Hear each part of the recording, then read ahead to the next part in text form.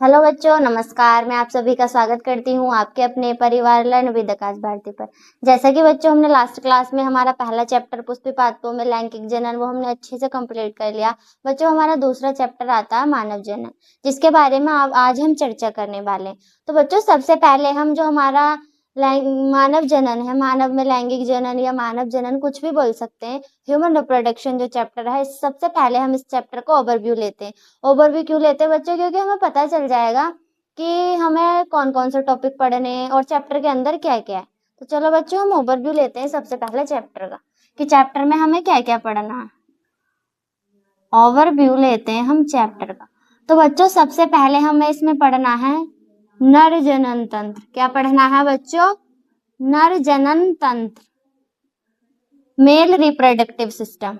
और बच्चों हमें सेकेंड टॉपिक पढ़ना है मादा जनन तंत्र। क्या पढ़ना है बच्चों? मादा जनन तंत्र, फीमेल रिप्रोडक्टिव सिस्टम। और बच्चों हमें इसमें तीसरा टॉपिक पढ़ना है युग्मक जनन। क्या पढ़ना है बच्चों? युग्मक जनन, जिसको बोलते हैं हम, इसमें हमारे दो टॉपिक आते हैं बच्चों। एक आता है हमारा शुक्र जनन। क्या आता है बच्चों? शुक्र जनन। और हमारा दूसरा टॉपिक आता है इसमें अंड जनन। शुक्र जनन को बोलते हैं बच्चों स्पर्मेटोजेनेसिस और अंड जनन को बोलते हैं oogenesis। और बच्चों इसमें हमारा एक एक्स्ट्रा टॉपिक आता है पुष्पिपातकों में लैंगिक जनन से, एक अलग एक्स्ट्रा टॉपिक आता है जिसको बोलते हैं हम आर्तव चक्र। क्या बोलते हैं बच्चों? आर्तव चक्र। कहने का मतलब मेंस्ट्रुअल साइकिल। और ये साइकिल केवल मादाओं में पाया जाता है। किसमें पाया जाता है बच्चों? केवल मादाओं में पाया जाता है। इसके बाद आता है हमारा निषेचन। क्या आता है बच्चों? फर्टिलाइजेशन, निषेचन एवं अंतःरोपण। क्या बच्चों? अंतःरोपण, फर्टिलाइजेशन एंड इम्प्लांटेशन। और इससे अगला टॉपिक आता है बच्चों हमारा सगर्भता, सगर्भता एवं भ्रूण परिवर्धन। क्या आता है बच्चों? सगर्भता एवं भ्रूण परिवर्धन, परिवर्धन। और बच्चों इससे अगला टॉपिक आता है हमारा प्रसव। क्या आता है बच्चों?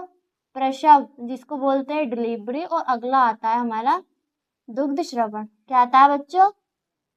दुग्ध श्रवण, दुग्ध श्रवण, जिसको बोलते हैं बच्चों हम लैक्टेशन। तो बच्चों इस चैप्टर में हमें कुल इतना टॉपिक पढ़ने, जिसमें पहला टॉपिक है नर जनन तंत्र। तो बच्चों हमें नर जनन तंत्र क्यों पढ़ना है? हमें पता होना चाहिए कि नर जनन तंत्र में क्या संरचनाएं होती है, वो कहाँ स्थित होता है, उसके प्राथमिक अंग कौन से होते हैं। तभी तो हम स्पर्मेटोजेनेसिस की क्रिया करवा पाएंगे, तभी तो हमारा लैंगिक जनन होगा।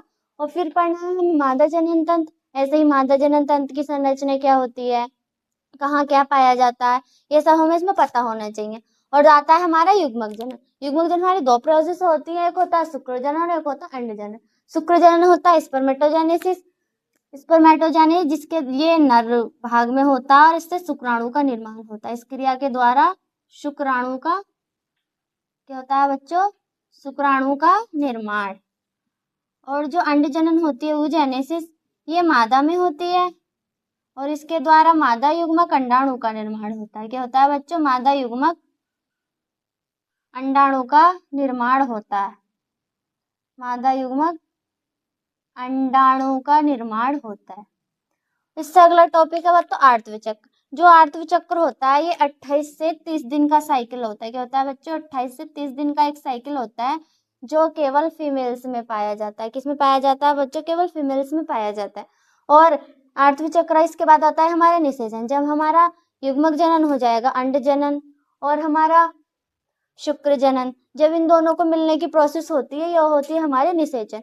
निषेचन के बाद हमारा जाइगोट बन जाता है और जाइगोट का माता के जो हमारी मादा होती है उसके गर्भ में इम्प्लांट होता है निषेचन के बाद, जो हमारा जाइगोट बनता है।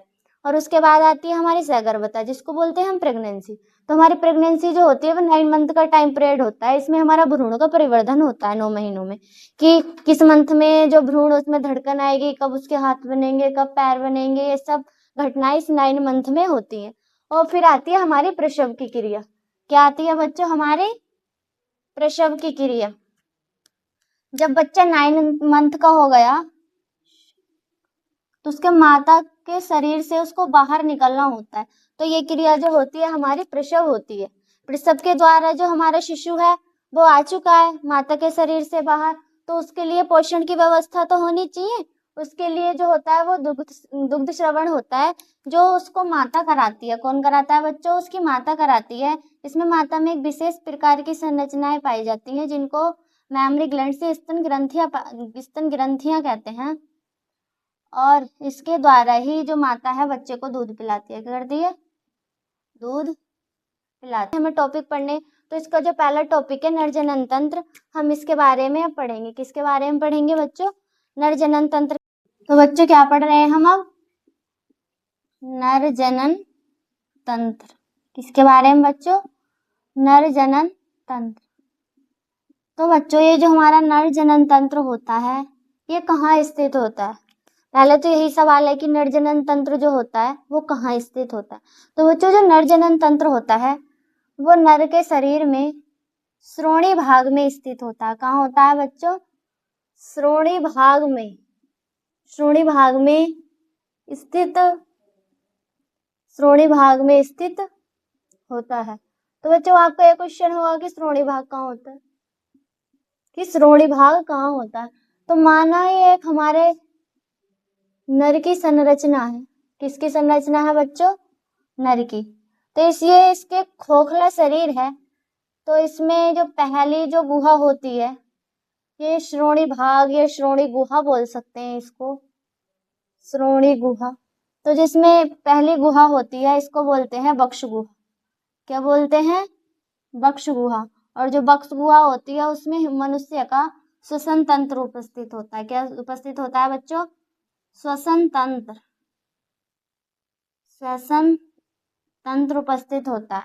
और जो हमारी दूसरी जो गुहा होती है, दूसरी जो कैविटी होती है वो होती है उदर गुहा, एब्डोमेन कैविटी, उदर गुहा। जो बच्चों हमारी उदर गुहा होती है उसमें हमारा पाचन तंत्र स्थित होता है। क्या होता है बच्चों? पाचन तंत्र। और जो हमारी पाचन तंत्र उपस्थित होता है, और जो हमारा लास्ट में होती है जो कैविटी होती है हमारी वो होती है श्रोणि गुहा। क्या होती है बच्चों? श्रोणि गुहा। पेल्विक कैविटी या पेल्विक रीजन बोलते हैं। क्या बोलते हैं बच्चों? पेल्विक कैविटी या उसको पेल्विक रीजन बोलते हैं। यह हमारी वक्ष गुहा, यह है हमारी उदर गुहा, और जो बच्चों ये जो है ये भाग यह है हमारी श्रोणि गुहा। क्या बच्चों? श्रोणि गुहा या पेल्विक रीजन। तो इसमें क्या हो स्थित होता है बच्चों? हमारा जो होता है वो जनन तंत्र उपस्थित होता है। क्या होता है बच्चों? इसमें हमारा जनन तंत्र उपस्थित होता है। तो बच्चों मैंने आपको बताया कि मनुष्य के शरीर में कितनी कैविटी होती है? मनुष्य के शरीर में 3 कैविटी होती है। पहली होती है हमारी उदर वक्ष गुहा, दूसरी होती है हमारी उदर गुहा, और जो तीसरी होती है वो होती है हमारी श्रोणि गुहा। जो हमारी वक्ष गुहा होती है उसमें श्वसन तंत्र उपस्थित होता है, और जो हमारी उदर गुहा होती है इसमें हमारा पाचन तंत्र उपस्थित होता है, और जो हमारी तीसरी गुहा होती है श्रोणि गुहा, इसमें हमारा क्या उपस्थित होता है बच्चों? इसमें हमारा जनन तंत्र उपस्थित होता है। तो बच्चों अब हम आगे पढ़ते हैं। क्या पढ़ते हैं बच्चों? अब हम आगे पढ़ते हैं नर जनन तंत्र के बारे में। तो बच्चों जो हमारा नर जनन तंत्र होता है इसके मुख्यतः कितने भाग होते हैं बच्चों? जो हमारा नर जनन तंत्र होता है, नर जनन तंत्र के मुख्यतः 4 भाग होते हैं। जिसमें हमारा पहला भाग होता है प्राथमिक अंग। क्या होता है? प्राथमिक अंग, प्राइमरी ऑर्गन, प्राथमिक जननांग, प्राथमिक जननांग। और जो बच्चों हमारे इसमें दूसरा होता है वो होता है सहायक अंग।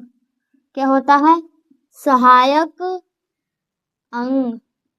और जो बच्चों हमारा तीसरा होता है वो होती है हमारी सहायक, क्या होती है बच्चों? सहायक ग्रंथियां। क्या होती हैं बच्चों? हमारी सहायक ग्रंथियां। और जो हमारा चौथा भाग होता है वो होता है हमारा बाह्य जननेंद्रिय। क्या होता है? बाह्य जननेंद्रिय।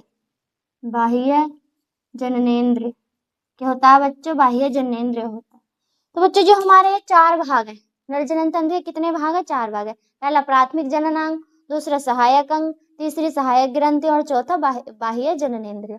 तो बच्चों इनका हमारा नर जनन तंत्र में क्या कार्य होता है उसके बारे में आपको बताती हूँ। जो हमारे प्राथमिक अंग होते हैं इसमें नर युग्मक का निर्माण होता है। क्या होता है? नर युग्मक का निर्माण। और जो हमारा नर युग्मक होता है वो क्या होता है? शुक्राणु। और जो सहायक अंग है, जो ये नर युग्मक है शुक्राणु, इसको शरीर से बाहर निकलने में सहायता करता है। शरीर से बाहर निकालने में सहायता करता है। शरीर से बाहर निकालने में सहायक। और जो बच्चों ये हमारी सहायक ग्रंथियां होती है, ये संख्या में 3 होती हैं। पहली होती है हमारी शुक्राशय ग्रंथि, दूसरी होती है हमारी प्रोस्टेट ग्रंथि और तीसरी होती है हमारी काउपर ग्रंथि या बल्बो-यूरेथ्रल ग्रंथि। तो बच्चों जो हमारी ग्रंथियां होती हैं इनका कार्य होता है कुछ स्राव करना, जिससे शुक्राणु को पोषण प्राप्त होता है। इनका कार्य क्या होता है? शुक्राणु को, नर युग्मक को पोषण प्रदान करना। क्या? पोषण प्रदान करना। और जो हमारी बाह्य जननेंद्रिय होती है, क्या होती है बच्चों? जो नर जनन तंत्र में जो बाह्य जननेंद्रिय होती है उसमें जननेंद्रिय का कार्य क्या होता है? जो हमारा नर युग्मक होता है शुक्राणु, उसको मादा शरीर में पहुंचाना। नर युग्मक को मादा शरीर में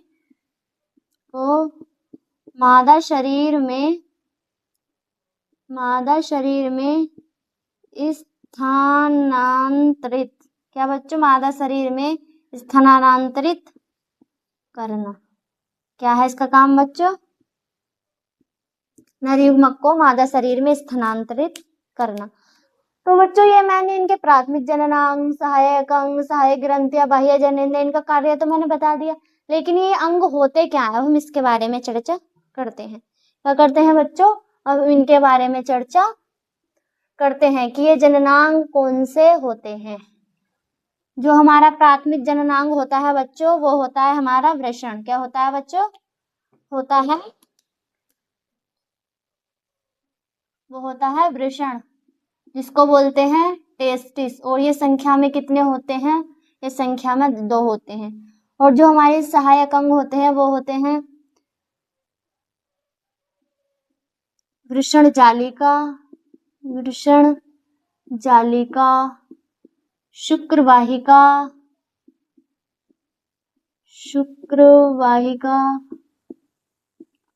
अधिवृषण,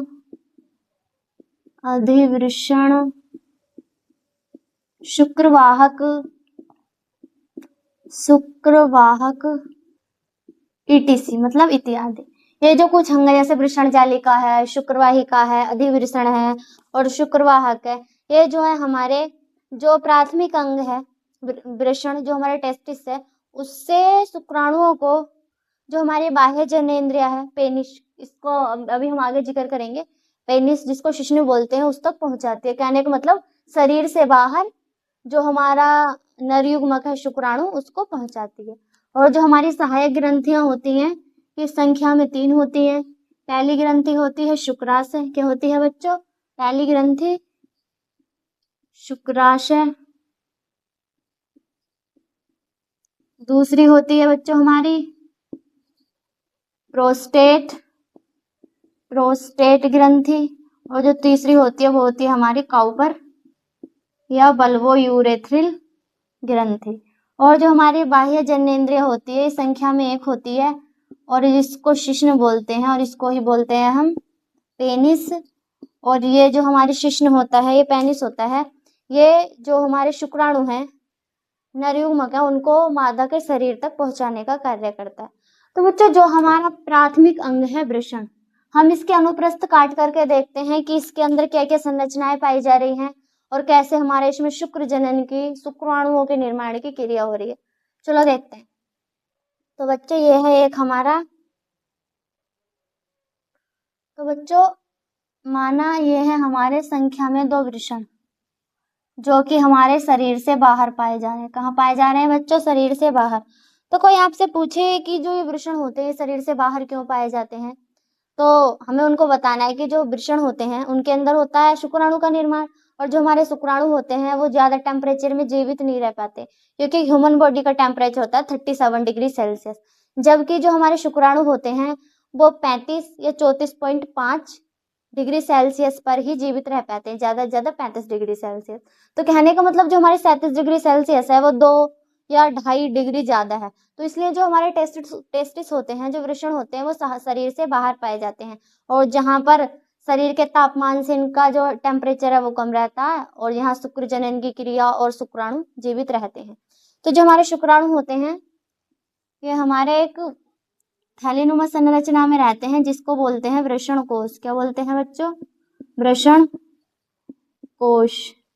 और ये संख्या में 2 होते हैं, और ये शरीर से बाहर पाए जाते हैं, शरीर से बाहर। और शरीर के तापमान से इनका तापमान 2 से 2.5 डिग्री सेल्सियस कम होता है। समझ में आया बच्चों कि वृषण शरीर से बाहर क्यों पाए जाते हैं? क्योंकि जो शुक्राणु निर्माण की क्रिया और शुक्राणु को जीवित रहने के लिए शरीर के तापमान से 2 से 2.5 डिग्री तापमान कम होना चाहिए। अब हम इसकी संरचना की बात करते हैं। किसकी बात करते हैं बच्चों? संरचना की, कि वृषण की जो संरचना होती है वो कैसी होती है, वृषण के अंदर क्या क्या संरचनाएं पाई जाती हैं। तो बच्चों ये है एक हमारे वृषण की संरचना, और जो वृषण होता है इसके अंदर 200 से 250 वृषण पालिकाएं पाई जाती है। कितनी पालिकाएं पाई जाती हैं बच्चों? 200 से 250, 200 से 250 वृषण पालिकाएं पाई जाती हैं। क्या पाई जाती हैं? वृषण पालियां। और इन 200 से 250 वृषण पालियों के अंदर 2 से 3 कितनी बच्चों? 2 से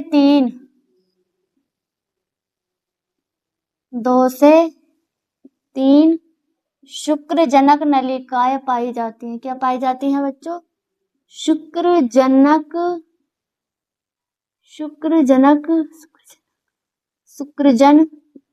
नलिकाएं, शुक्रजन नलिकाएं पाई जाती है। और जो बच्चे शुक्रजन नलिकाएं होती हैं इनमें भी 2 प्रकार की सेल पाई जाती है। एक होती है नरजर्म सेल, एक होती है नरजर्म कोशिका, एक होती है सरटोली कोशिका। सरटोली कोशिका क्या होती है बच्चों? सरटोली कोशिका। एक होती है नरजर्म कोशिका और एक होती है बच्चों सरटोली कोशिका। तो जो बच्चों नरजर्म कोशिका होती है ना, ये करती है हमारा शुक्राणु का निर्माण। क्या करती है बच्चों? नरजर्म कोशिका करती है हमारा शुक्राणु निर्माण। क्या करती है? शुक्राणु निर्माण। और जो हमारी सरटोली कोशिका होती है ये करती है हमारे शुक्राणु को पोषण प्रदान। क्या करती है? शुक्राणु को पोषण प्रदान। और शुक्राणु को पोषण प्रदान करती है। और जो ये नलिकाएं आगे बढ़ के एक जाल का निर्माण करती हैं, इसको बोलते हैं वृषण जालिका। क्या बोलते हैं बच्चों? वृषण जालिका। वृषण जालिका से भी कुछ संरचनाएं या कुछ नलिकाएं निकलती हैं, कुछ नलिकाएं निकलती हैं जिनको बोलते हैं शुक्रवाहिनियां। क्या बोलते हैं? शुक्रवाहिनियां। शुक्रवाहिनियां वृषण के ऊपर एक पश्चिम साइड में एक आवरण रूपी संरचना बनाती हैं, जिसको बोलते हैं हम अधिवृषण। ये जो संरचना है ना बच्चों, ये है अधिवृषण। क्या है? अधिवृषण। और जो बच्चों अधिवृषण होता है इसमें ही हमारे शुक्राणु स्टॉक होते हैं। तो बच्चों ये है एक संरचना हमारे वृषण की, जिसमें हमारी एक वृषण में हमारी 200 से 250 वृषण पालिकाएं पाई जाती हैं, और एक वृषण पालिका के अंदर 2 से 3 शुक्रजन नलिकाएं पाई जाती हैं। जो हमारी शुक्रजन नलिका होती है उसमें शुक्रजन नलिका में 2 प्रकार की सेल पाई जाती है, एक होती है नर जर्म सेल और दूसरी होती है सर्टोली सेल। जो नर जर्म सेल होती है उसके द्वारा ही जो नर जर्म सेल होती है उसके द्वारा ही हमारे शुक्राणु का निर्माण होता है, और जो हमारी सर्टोली सेल होती है वो हमारे शुक्राणु को पोषण प्रदान करती है। और ये सभी नलिकाएं जो हमारी सब शुक्रजन नली हैं ये सभी मिलकर एक जाल का निर्माण करते हैं, इसको बोलते हैं वृषण जालक। वृषण जालक से भी कुछ नलिकाएं निकलती है जिनको बोलते हैं शुक्रवाहिकाएं, जिनके द्वारा शुक्राणु वृषण जालिका से अधिवृषण तक पहुंचते हैं। और जो वृषण के ऊपर ये संरचना पाई जा रही है इसको बोलते हैं अधिवृषण, जिसके अंदर हमारे शुक्राणु स्टॉक रहते हैं।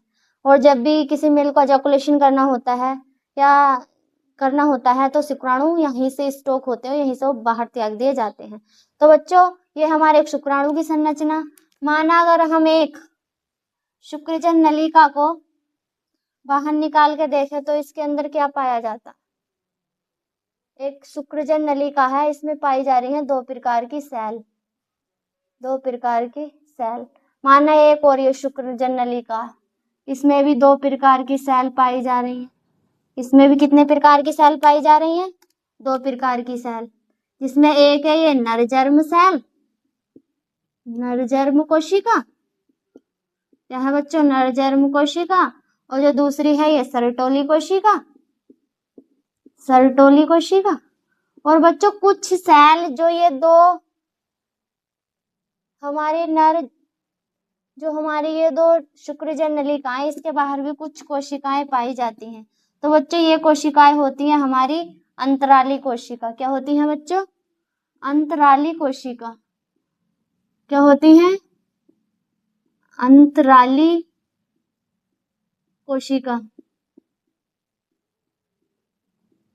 और जो अंतराली कोशिका होती है ये क्या करती है? हमारे हार्मोनों का स्राव, हॉर्मोन्स का स्राव करती है, हॉर्मोन्स का स्राव करती हैं।